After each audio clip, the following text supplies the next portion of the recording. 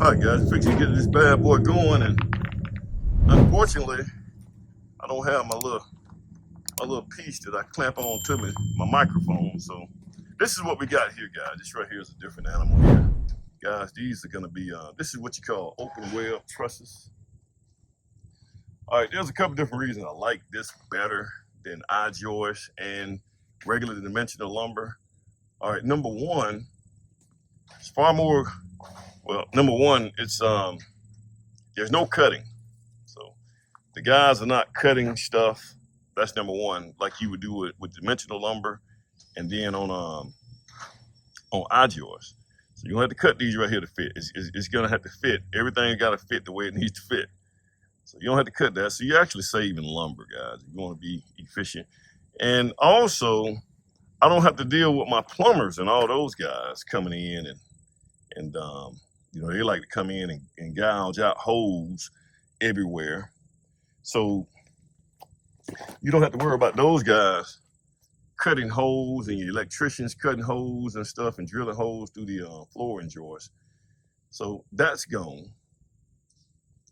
Then you can actually run all your plumbing through these right here, open webs. And then you can even your HVAC, right here, you got it. This is a chase for your HVAC. You know, you can run a trunk line in here if you got need one right there. Another thing is that these are stronger. They're designed and engineered to be stronger than your regular flooring joists. And one thing that really helps out a lot, this right here is a game changer, guys. This is what they call these nail plates or whatever they call them. This allows you to make these things stronger or be able to span longer. So this is why trusses are used, because you can get longer spans, stronger product. You're not cutting.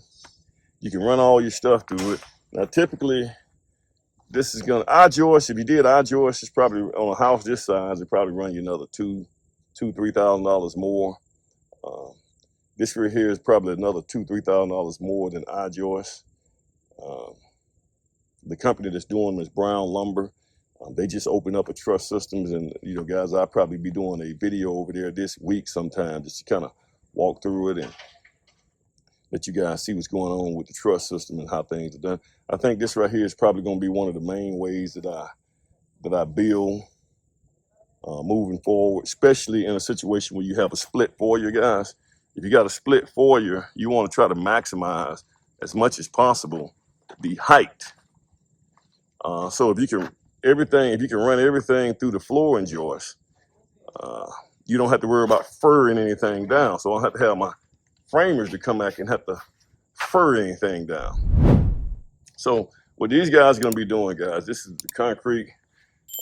This right here worked out really good on the concrete, guys, because it was able to cure really, really slow. We're gonna come up here at the top. We got a 2-foot knee wall that's gonna go at the top right up here, guys. Because this is 8 feet, so we go another 2 feet higher up here. Now we will have to end up cutting some of this right here up to get that slope away from the foundation. So that's gonna happen, but it's not gonna happen right now. So we will do that, guys. But this is what we're gonna do, guys. We're gonna get these guys up and let these guys go ahead and start framing. They're gonna come in. I met with the homeowners already, so me and the homeowners were able to go over. We made 1 or 2 changes right here in the basement. Instead of making this, we're gonna designate this right here as a bedroom here, but we're gonna have like a suite area. So this bedroom right here, they're gonna have their own bath here, which means that somebody, if you're down here in the den, well, you may have to share this right here a little bit. I don't know, where you can go upstairs. If somebody's occupying this right here bedroom. So this is what we got, guys. The hangers didn't show up, so we got to get the hangers. I like for everything. But guys, one thing that you want to do, guys, if you're a builder now, guys, you got to get in here and you got to count all this lumber, guys. I did this right here a couple of days ago. I think I'm missing a couple of these. I think they designated these trusses wrong. There's 2 or 3 of them that I think you got the wrong number on it. So And you make sure you got your I-beams. I'm sorry, your LVL beams. You make sure you got those here too. Those for your load-bearing walls, your spans on your load-bearing walls, and then also your headers for your garage doors and things like that. So you got to make sure all that is here. Make sure all your lumber is here, guys. You got to count everything up to make sure it arrived, guys. Because you don't. Number one, you need to make sure that the lumber company is charging you correctly. You got to make sure they charge correctly, guys. And then number two, you got to make sure you got to make sure everything shows up so that you don't want these guys, these framers out here to have to call you again, so they're missing some stuff. So that's what you don't want. And then as a builder, guys, you need to understand what this lumber is. You should be able to look at this lumber here and tell what I'm going to be using it for, where it's going to go, what we're going to use it for, and all that kind of stuff. You need to have that figured out, guys. Because you don't want these guys to misappropriate the lumber. Sorry about that, guys. You don't want them to misappropriate any of your lumber, guys. You don't want them to use your stringers. You got 2x12 stringers that you're going to use. You don't want them to use them for headers. I don't know, just coming up with something. You don't want them to use them as headers. Now that they cut them, now you got to order some more stringers. So you don't want to have that. Guys, you want to make sure you got your cut nails and your seal sealer. Make sure those things are here. The only thing that I know it has something to do with the steps, but he puts some he does this on every job I do. He puts some, there you go, 1x8 right here. He put them there for the landing on the steps, man. But well, not the landing, but the skirts for the basement steps. I don't do that. I usually use MDF on that. So that's one thing that we kind of get off on.